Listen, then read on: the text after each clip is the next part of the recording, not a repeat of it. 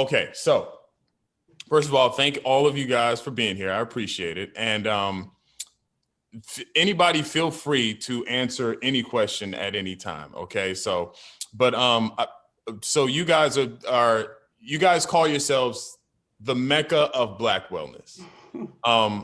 So tell me what that means. Whoever, it doesn't matter. That's funny because we started out with that before we even officially launched. We have to speak it into existence. But we are Black Mental Wellness. We are a team of licensed clinical psychologists, and we got together to provide information and resources about mental health from a Black perspective. So we knew we wanted a website that hosted all of the information. We use our social media for the same thing. And then we do workshops and all of that, all about Black mental health and wellness. The other part that's really important to us is we knew that we have to diversify the field. People are always talking about, we need more psychologists and we need more people in the mental health field. Well, we need training experiences. And so we developed a training program. It's a national program where we match undergrad, graduate students and students in the gap year with a mentor in the mental health, behavioral health field. So they get a year-long experience. Many of our students stay after the year, which we truly appreciate. They get monthly didactics. They get to meet with their mentor twice a month. And these are the things that's going to shift and make more opportunities for Black students, students of color to get into the field. So we really think about mental health from multiple aspects. So we called ourselves the Mecca. And we also have ambassadors. I don't want to leave them out. So we have ambassadors. I think we just took on 16 new ambassadors, both at the college level and professional level, who are all about providing and talking about mental health as well. And then we have mentors. So we partner with other professionals who volunteer their time. Why is it important, and not just as mentors, but just being Black and in this field? Why is that important? And anyone can answer. Because I mean, we talk about, and we'll get to this in a second, but there's so many disparities when it comes to Black mental health resources, and not just Black, but minorities as well. But I mean, the gap is so wide. But why is it important that you guys are in this field? Black women, Black people in this field. I can jump in. And this is something that we're all passionate about, really. Just having access to care and making sure that we have quality care too, right? So oftentimes in the Black community, you will have lack of access, which meaning similar to what happened in Buffalo, New York, right? They didn't have access to grocery stores. That's in the Black community. There's poor or limited access to mental health services. So we want to make that readily accessible, but also making sure that we have quality care. Oftentimes when Black people do go to mental health services, they report on having poor quality of care, meaning they're more likely to be misdiagnosed, right? So as Black men who go for mental health treatment for mood-related disorders or expressing PTSD-like symptoms, they're more likely to be misdiagnosed for schizophrenia, which is unfortunate and impacts mental health treatment outcomes. So that's really important to make sure that we have culturally competent providers who can diagnose correctly and provide the proper care that is needed for our population. Okay. I think it's also important, sorry, Danielle. I think it's also important, one of the important goals that we have is to increase and spread information about mental health, really from a Black perspective. We know that in the Black community, mental health is not really discussed very frequently, or oftentimes, if someone does think that they have a mental health issue, it's often perceived as a sign of weakness or that there's something inherently wrong with them. And we really want to help reframe that idea about, everybody has mental health. It's important to care for your mental health, just as important just to care for your physical health.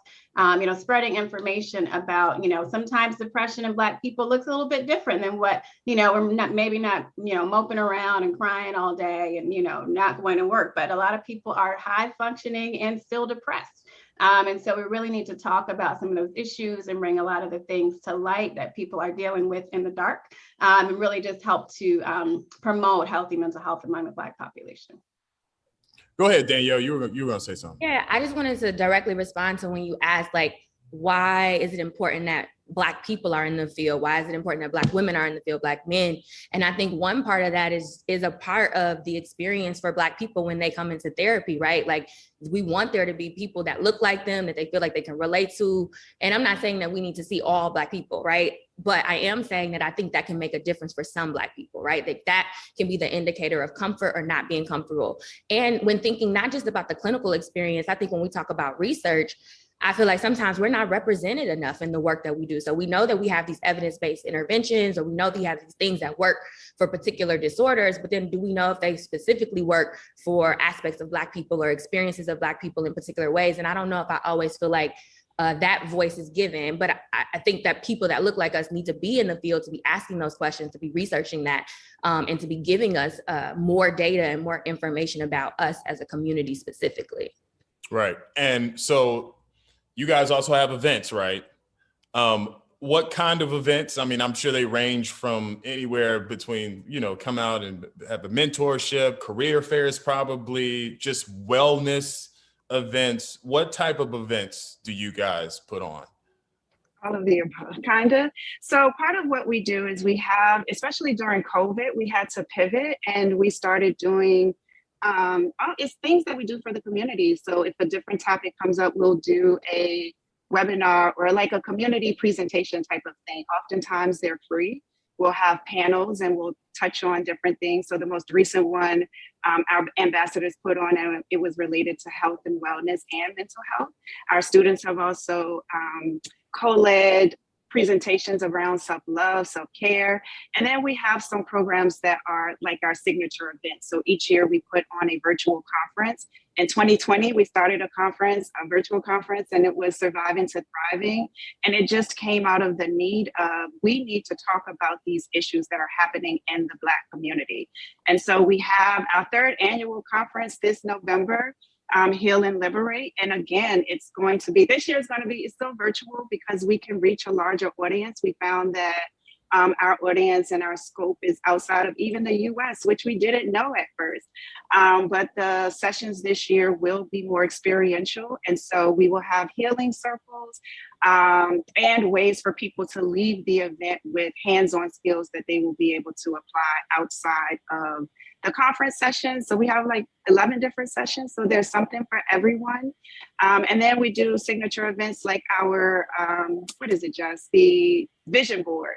And it's different from like vision boards that we think about. I mean, it's the same as what we would do with our friends, but it's nice to have people and experts in different areas guiding you through how do you think about your goals, what are the different areas of your life you can be considering, and making the vision board have intention behind it.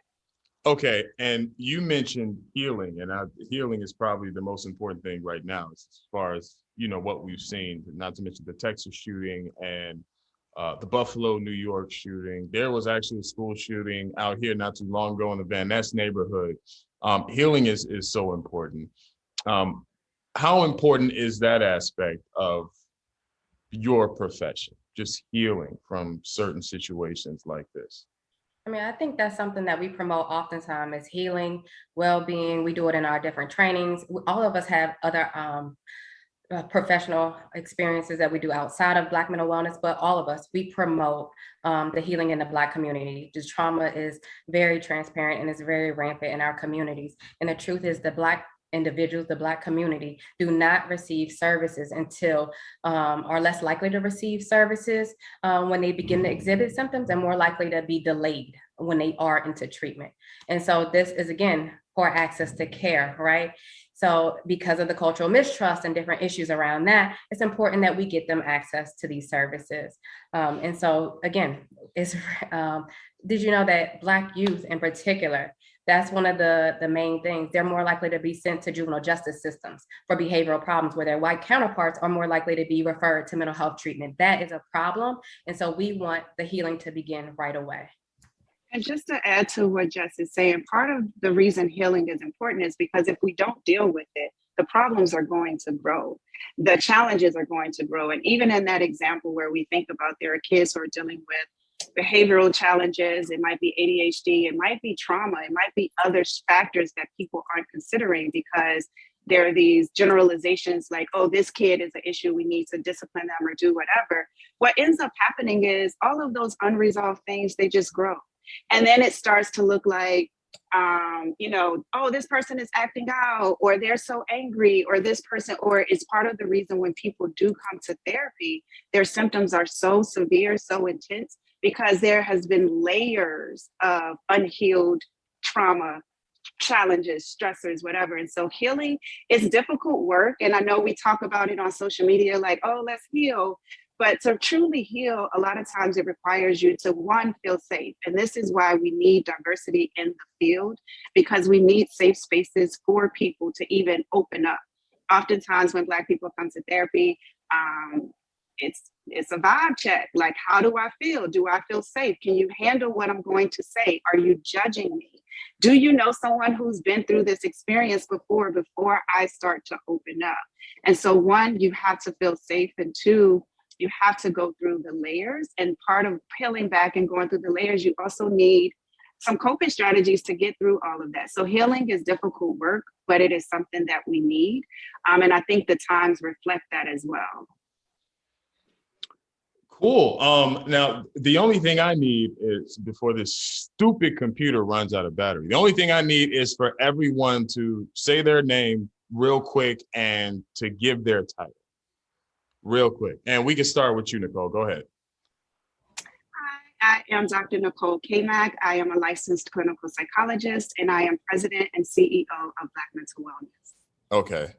Who's next? Dana, you want to go?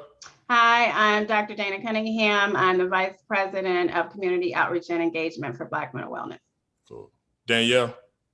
Hello, I'm Dr. Danielle Busby. I'm a licensed clinical psychologist, and I am the Vice President for Professional Relations and Liaison for Black Mental Wellness.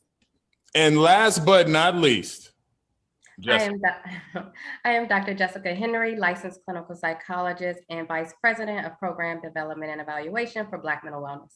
Okay. And do you guys have a physical headquarters? We're virtual. So you guys are all virtual?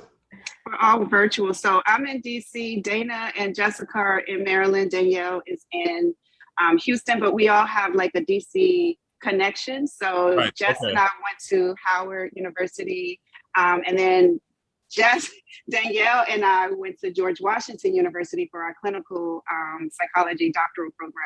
And then Dana, you can introduce yourself, but Dana went to Spelman University. And then, did you come here for postdoc, Dana? Spelman College, yeah, and then came for internship and postdoc, and then met Nicole on postdoc. Yeah, so, All right, cool. I'm so glad this is a thing.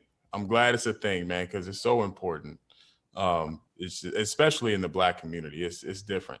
You know, it's a different type of healing, if you will. So, Share the information about our upcoming conference. We need sponsors. So do you? All right, so what's the actual website? Because I just have your IG right now. What's the actual website? Is it blackmentalwellness.com? blackmentalwellness.com. Can I find the information about the conferences there? Yep. Okay. Also, do you guys have photos of past conferences at all, or images that you could share? Yeah. Can you guys send me that? Because I will need that. Because, you know, these days, everything's done on Zoom. So, you know, it's all pictures now. Or video, if you guys have video. Yeah, we can send some clips and links to some of the sessions.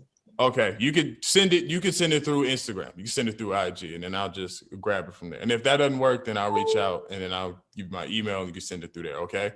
Now, I don't know when this is gonna air because of shooting happens, so everything sort of gets pushed back. But of course, I will let you guys know when it airs, okay? Mm-hmm. Sounds good. Cool. All right, well, thank you guys. Thank you for the opportunity to talk with you. It was a pleasure meeting you. Tell your Yes. wife hi. I feel like I know y'all. Well, I appreciate that. I watch you every morning.